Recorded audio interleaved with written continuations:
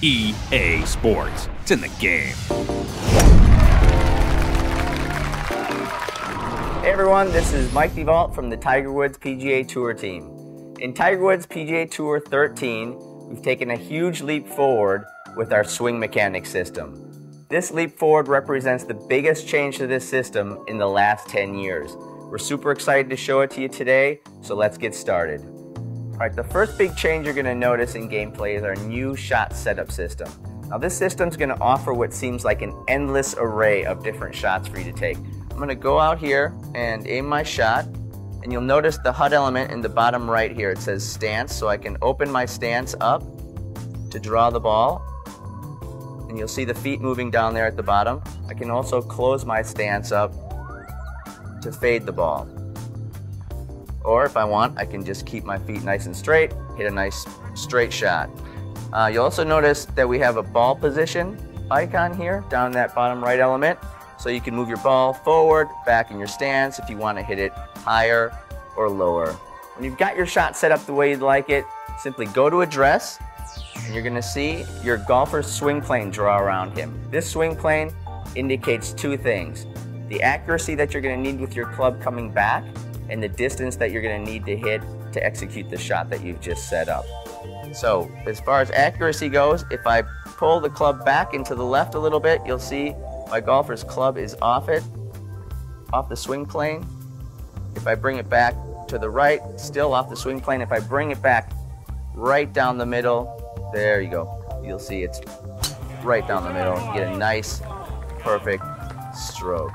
Another thing you're going to want to take into account this year is that you're not going to be able to hold your club at the top to sort of fudge the power percentage. When you do that, like I'm doing now, you pull the club back, he's just going to come right back to address. So no cheating this year.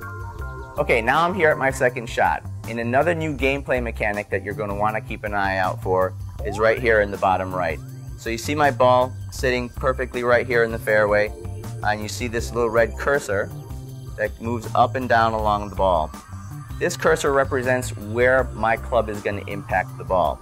So the sweet spot of the club is going to impact right where that red dot is. So if I want to hit the ball thin, for example, I would raise it up high and hit it low, roll it right into the bunker there. If I wanted to hit it fat, I would place this cursor right underneath the ball, go ahead and take my swing, and that was a little too fat.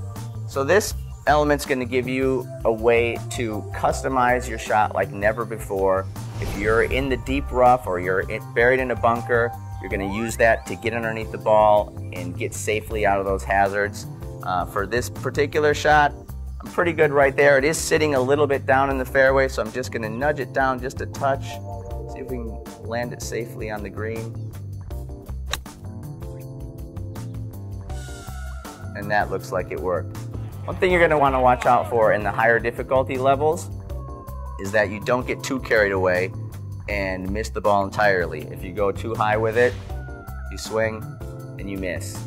So definitely be careful with that. So all these new shot setup features are going to allow players to have a true sandbox of different shots, allowing players to create over 62 million different shots with one single club. So let's talk about shot execution just a little bit more.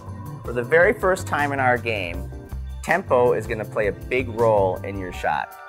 So the harder that you swing at the ball, the farther it's going to go. In the past, it's always been your backswing that's dictated your power, but this year it's going to be a combination of your backswing plus your forward swing. So if I take a swing here, come to the top of my backswing, and hit slowly, you can see down the bottom left there's a readout that tells you if you've swung too slow or you swung hard. Let's try to give a nice hard swing here. Backswing. There. I actually back swung quite a bit, and it tells me my forward swing was fast. You see the ball went considerably farther and I missed the green.